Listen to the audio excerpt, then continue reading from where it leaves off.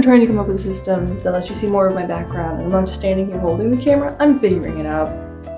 My cat tree is on my bed, and Zuko is holding the camera. This is my setup.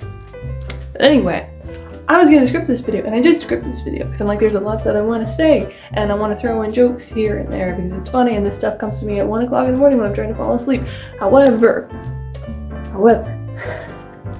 when I try reading a script for a video, I don't look good at the site. Which I know is, like, in the scheme of things, not important, but everybody looks good, and everybody is trying to look good. So when I, by comparison, do not look good, because I'm not trying to put in that extra effort, because I'm not trying to focus on the things that aren't important, it gives me a complex, and that's how it happened. I try to script my videos, because there's a lot that I want to say, and there's, like, little jokes that come to me at, like, 1 in the morning when I'm trying to fall asleep that I want to get in there, and I'm like, it's clever, and then it leads to the next part of the video.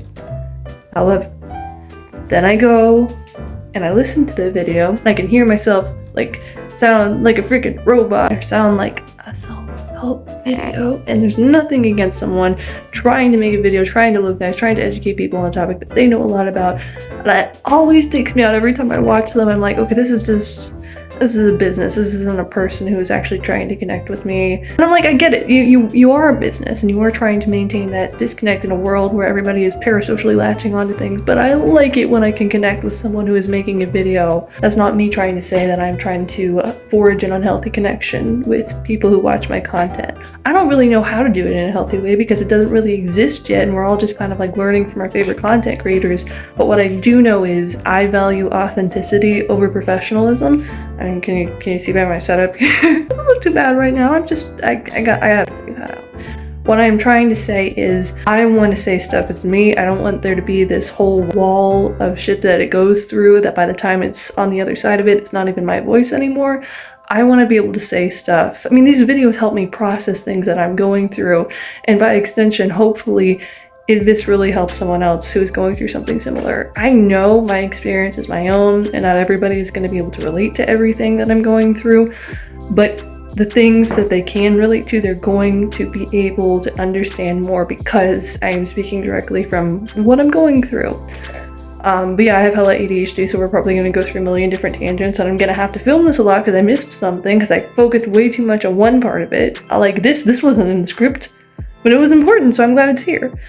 And that's what you get. But also anything that I do say is going to be way more meaningful because even though I have gone through, like, I want to talk about this and there is a premise to this video, what I'm bringing up is going to have things that I didn't take into account, or it's going to have another angle that I maybe forgot to include when I was scripting things out. So, yeah. What's this video about? It's about holidays and how it feels like you're kind of entering another dimension sometimes because it's super dark, and the kind of crazy mindset that usually you don't end up in unless you stay up super late starts at like 5 o'clock. The clock starts ticking a lot earlier and it makes it weird. It makes me weird. And you know, it was really weird when I was like living on my own for the first time. I had to like leave podcasts on all the time to like mimic like people talking in the living room.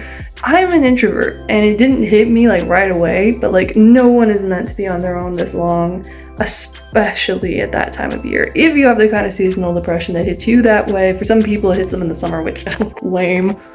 What are you, a vampire? What I'm trying to say is it was really rough. And then I worked really hard to get a roommate the second year, but then that was like almost even worse because we didn't really connect as friends, and she's kind of doing stuff with other people, and I hated her boyfriend. I really hated her boyfriend. That was a whole thing. Flash forward to now, I was able to find and move in with people that I enjoy hanging out with, that I do connect with, that I do have a lot of fun with, and we have been doing different things together to like get in the Christmas spirit and have fun, and the house is way more cozy than a cold, empty apartment. And yet I'm kind of the person that gets in my own way a lot of the times when it comes to stuff like this because I overthink and I end up going down spirals. And even when you live with people, if you're the kind of person that isolates a lot or spends a lot of time alone, you're way more likely to go down those spirals.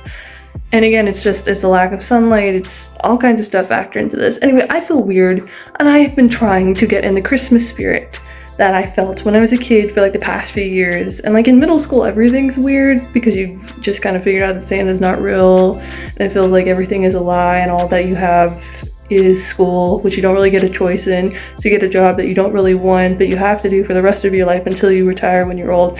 Not a lot's going on there. But like this has been like a decade-long struggle of me trying to figure out what it is. And like a few years ago, a lot of you know, made me kind of like figure out what the meaning of life was to me, what gave life its magic, and even more than any legends and myths, which I love chasing, and I will always, a part of me, believe that there is this visceral magic beyond there. I mean, there's life beyond this world.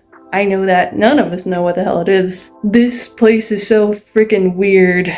Little bits of other kinds of weirdness leak into it sometimes, so something's going on. We don't know the full picture of it. We're probably not going to know the full picture of it until we die, or our brains will explode or some shit. And I know that's a cop-out, and that's a really easy way to like dismiss looking into things any further.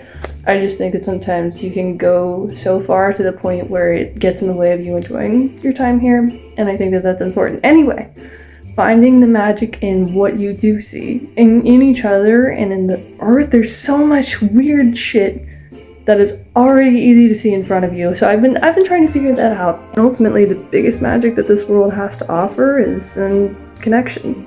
Doing dumb shit with people you love. Enter the hyperfixation. I have a really weird relationship with these. Sometimes I'll be in like a really low place, and my brain, almost as like a defense mechanism to protect me, will have me latch onto something that gives me a lot of joy, brings me a lot of dopamine as a really great distraction. But then other times I'll watch like a 5 second, just 5 seconds of a video. I'll be like, I love this. This is really great. Little do I know the rabbit hole I'm about to go into. It's like great, but I don't understand in that moment that it has unlocked something within me that I didn't know that I needed or that I was pushing off. So yeah, they take over your life. Through the viscosity of which you're usually putting off shit, you educate yourself on every inch of something. But there's a flip side, because while this unlocked this like visceral joy in you that usually isn't there, it also highlights the fact that whatever it is that you are obsessing over has something to do with something you don't have in real life. So it's giving you this joy, but it's also like a spotlight on this void that you didn't know was there, and usually doesn't feel this empty, but is much more empty because you're feeling things super intensely right now. So yeah, all that, while I'm trying to unlock and feel the spirit of Christmas joy again for the first time in years, and all I can think about is two weird dudes who have a really cool handshake. And so our journey begins. If you feel like you have time to do a song or you're inspired, you should just go for it.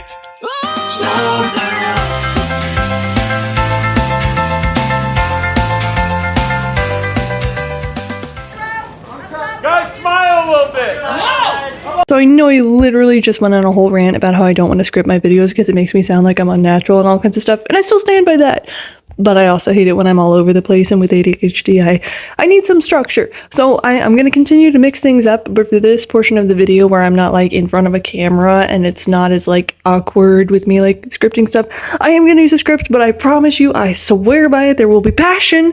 I have hot chocolate, it's going to be good. So, why 21 Pilots? Why now? Lore.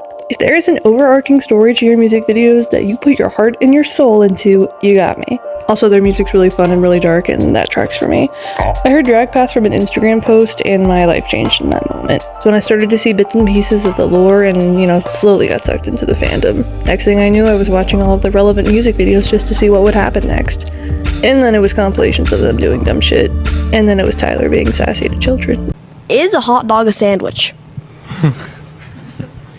Good question. Are you asleep right now? All because of a song they didn't even technically release to the general public, and why I will never understand. It's literally the heart of their story. But before I go off on a tangent, I should probably tell you what their story is even about.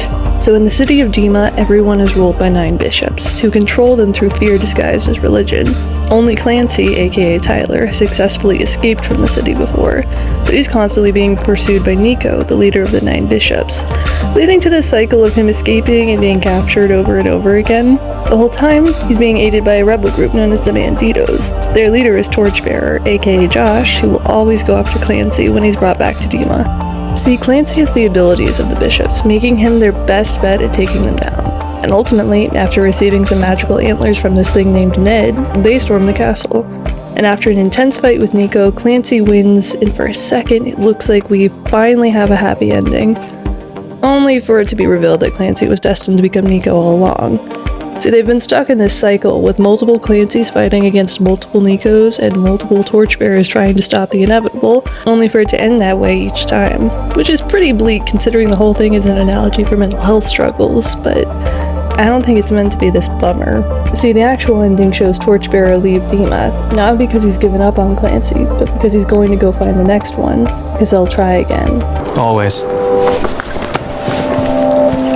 My takeaway was, we've always got these battles we're going to be fighting, and we'll always have times where we lose ourselves to the fears, the insecurities, the generational cycles, but we also never stop fighting, and people never stop fighting for us. Even when you think you've gone past the point of no return, there will always be a part of you worth fighting for. Which brings us back to Drag Path, a song that, if I heard live, would probably create a religious experience for everyone in the general vicinity. It's about not giving up, even when you can't fight those battles on your own, about leaving a drag path behind, so the torchbearers in your life can find you when you reach your low points. Places I'm honestly scared to let myself go, because I hate asking for help. And a part of me has only ever wanted to ask for help from a partner that I, in 26 years, still haven't found. Someone I've been chasing my whole life, and honestly, I think that's a big part of the reason this hit me so hard right now. The song, the story, the goofy videos of two people doing random shit together and having fun.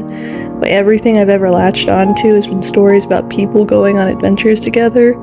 By making these videos sometimes makes me feel really fucking sad. But that's the thing, I'm still making them. I'm starting somewhere, and I'm learning how to let people in, how to be there for them. And you better believe I'm never giving up on finding that partner. After all, you can't have the Avengers without a group of people who are already superheroes on their own. I mean, that shit's actually one of my mottos, dude, I'm serious. Which means I can be awesome and go on fun adventures even when I am on my own. And as an introvert, that's always going to be part of the process. But who I am as a person is always going to want companionship. And honestly, I think Tyler Joseph reminded me that I really love sassy guys who enjoy being the center of attention. Because I don't just want a cameraman, I want someone who actually wants to do this stuff with me. And as for feeling Christmas spirit again after all these years, it's also something I'm gonna have to be patient for. I sat down and really thought about how long it's been since I really enjoyed Christmas, Halloween, my birthday, like really enjoyed them. And I realized it's legitimately been longer that they've just kind of been here than they've been fun. When you get old and you start to get in routines and you have less novelty in everyday life, your brain actually starts grouping everything together. Meaning that when you stop doing new fun things or even putting effort into fun traditions that are a little different every year you experience them, everything just kind of passes by. Plus, it's harder to feel strongly about anything when you're constantly exhausted or not processing other emotions the way you need to.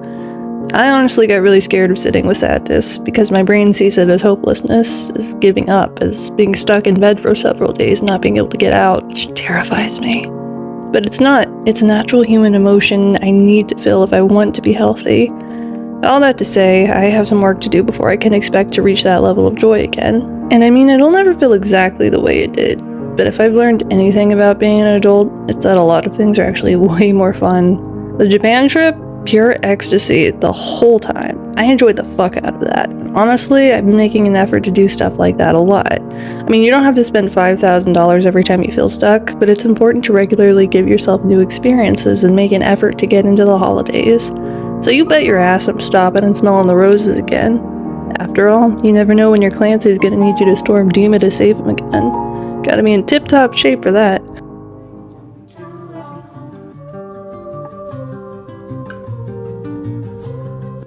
There. Now all I have to do is eat something before the sun goes down, and nothing bad will happen.